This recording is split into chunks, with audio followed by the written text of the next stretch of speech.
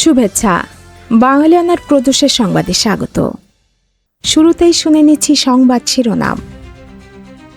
লুটপাটের জন্য দায়ী ব্যক্তিদের শীর্ষ কর্তৃত্বে ফিরে আনা রাষ্ট্রের জন্য কল্যাণকর নয় উল্লেখ করে বাংলাদেশ ব্যাংকের গভর্নরের নিয়োগ বাতিল ও পদত্যাগের আহ্বান জানিয়েছে টিআইবি। আন্তঃসীমান্ত অপরাধে জিরো টলারেন্স নীতিতে একমত বিজিবি বিএসএফ। বাংলাদেশ ও ভারতের সীমান্ত ইস্যু নিয়ে বিতর্কিত মন্তব্য করা পশ্চিমবঙ্গের বিরোধী দলনেতা শুভেন্দু অধিকারী এবার নিজের অবস্থান বদলে কেন্দ্রীয় সরকারের উপর দায় চাপালেন। এবার অন্যান্য সংবাদের সঙ্গে বিস্তারিত।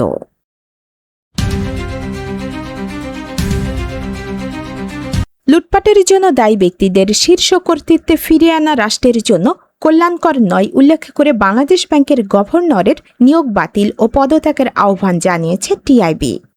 সংস্থাটির নির্বাহী পরিচালক ড ইফতেখারুজ্জামান বলেন, এই নেতৃত্বের হাতে কেন্দ্রীয় ব্যাংক ছেড়ে দেওয়া গ্রহণযোগ্য নয় এবং বিষয়টি নিরপেক্ষভাবে তদন্ত করা উচিত। অন্যদিকে নিজের বিরুদ্ধে ওঠা ঋণ খেলাপির অভিযোগকে বারবার বলা মিথ্যা আখ্যা দিয়ে পুরোপুরি নাকচ করেছেন গভর্নর মোস্তাকুর রহমান। বাজেটোত্তর সংবাদ সম্মেলনে তিনি দাবি করেন, অতিমারি ও সুদ হার বৃদ্ধির কারণে ঋণ পরিশোধে কিছুটা বিলম্ব হলেও তার প্রতিষ্ঠান কখনো খেলাপি হয়নি। ব্যাংকিং খাতের 1/3 অর্থ অনিয়মে খোয়া গেছে উল্লেখ করে তিনি জানান, বর্তমানে 5টি ইসলামী ব্যাংকে তারল্য সংকট থাকলেও বিকল্প উপায়ে পরিস্থিতি সামাল দেওয়া হচ্ছে। এছাড়া পাচার হওয়া অর্থ ফেরাতে আন্তর্জাতিক টাস্ক ফোর্স কাজ করছে। নয়াদিল্লিতে বিএসএফ সদর দপ্তরে অনুষ্ঠিত 4 দিনব্যাপী 57তম মহাপরিচালক পর্যায়ের সীমান্ত সমন্বয় সম্মেলনে সীমান্ত অপরাধের বিরুদ্ধে শূন্য সহনশীলতা নীতি অনুসরণের অঙ্গীকার করেছে বিজিবি ও বিএসএফ। 8 থেকে 11 জুন অনুষ্ঠিত এই সম্মেলনে বাংলাদেশের পক্ষে বিজিবি মহাপরিচালক মেজর জেনারেল মোহাম্মদ আশরাফুজ্জামান সিদ্দিকী এবং ভারতের পক্ষে বিএসএফ মহাপরিচালক প্রবীণ কুমার নেতৃত্ব দেন। সম্মেলনে 2 সীমান্তরক্ষী বাহিনী মাদক, অস্ত্র ও স্বর্ণ চোরাচালান, মানব পাচার এবং অবৈধ অনুপ্রবেশ ঠেকাতে সহযোগিতা জোরদারে একমত হয়েছে।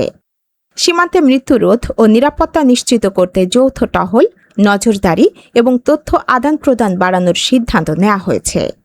11 জুন যৌথ আলোচনার নথিতে স্বাক্ষরের মাধ্যমে সম্মেলনটি শেষ হয়। পরবর্তী সম্মেলন আগামী নভেম্বরে ঢাকায় অনুষ্ঠিত হওয়ার কথা রয়েছে।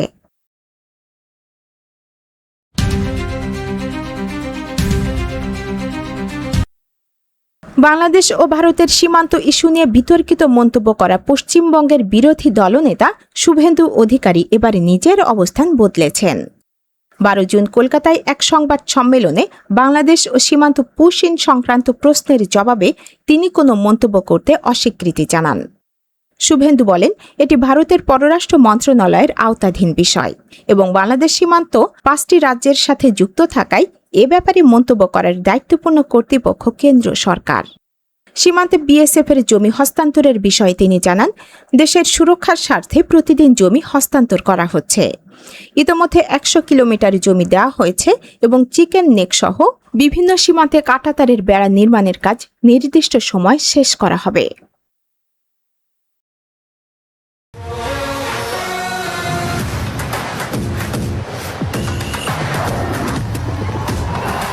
এবার শুনে নিচ্ছি বিশ্বকাপের খবর। বিজ্ঞাপন ও বিশেষ বিশ্বকাপ প্যাকেজ চালুর পরও বিশ্বকাপের প্রথম 2টি ম্যাচ দেশের কোনো ওটিটি প্ল্যাটফর্মে দেখতে না পেরে ক্ষোভ প্রকাশ করেছেন গ্রাহকেরা। আইস্ক্রিন, বায়োস্কোপ প্লাস ও ট্রফি সাবস্ক্রাইব করেও লগ ইন জটিলতা ও ওটিপি না আসার কারণে দর্শকেরা খেলা দেখতে ব্যর্থ হন।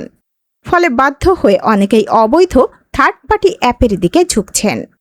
গ্রাহকদের অভিযোগ, ওটিটিগুলো মার্কেটিংয়ে আগ্রহী হলেও কারিগরি সক্ষমতা ও পেশাদারিত্বে পিছিয়ে। এ বিষয়ে বায়োস্কোপের মালিকপক্ষ গ্রামীণফোন অনাকাঙ্ক্ষিত কারিগরি ত্রুটির জন্য দুঃখ প্রকাশ করেছে। অন্যদিকে বাংলালিংকের ট্রফির সমস্যা সমাধানে অংশীদারদের সাথে কাজ করার আশ্বাস দিয়েছে। তবে আইস্ক্রিন তাদের লিখিত বক্তব্যে দাবি করেছে, উদ্বোধনী ম্যাচ থেকে লক্ষাধিক দর্শক তাদের প্ল্যাটফর্মে খেলা উপভোগ করেছেন।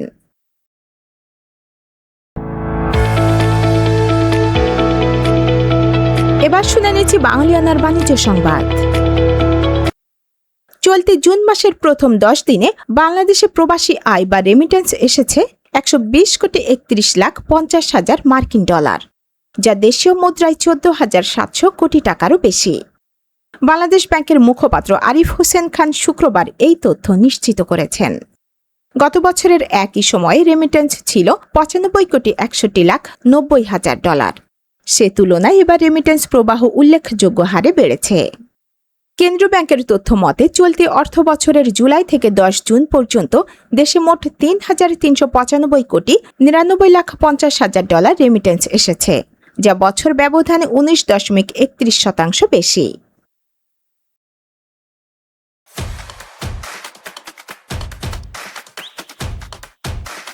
এবার শুনে নিচ্ছি বাঙালিয়ানার ক্রীড়া সংবাদ। নানা নাটকীয়তা আর সমীকরণ মিলিয়ে 16 বছর পর ঢাকা প্রিমিয়ার লিগ ডিপিএল-এ চ্যাম্পিয়ন হল ঐতিহ্যবাহী মোহামেডান। লিগের শেষ দিনে আবাহনীকে বৃষ্টি আইনে 63 রানে হারানোর পাশাপাশি অন্য ম্যাচে প্রাইম ব্যাংক হেরে যাওয়ায় শিরোপা নিশ্চিত হয় মোহামেডানের। লিস্ট এ মর্যাদা পাওয়ার পর এটিই তাদের প্রথম শিরোপা। প্রথমে ব্যাট করে পারভেজ হোসেনের 150 ও এনামুল হকের 141 রানের রেকর্ড ইনিংসে ভর করে 4 উইকেটে 406 রান তোলে মোহামেডান। 25টি সেঞ্চুরি করে ঘরোয়া ক্রিকেটে তামিমকে ছাড়িয়ে যান এনামুল। জবাবে আবাহনী 4 উইকেটে 178 রান করার পর বৃষ্টি নামলে ডিএলএস পদ্ধতিতে জয়ী হয় মোহামেডান।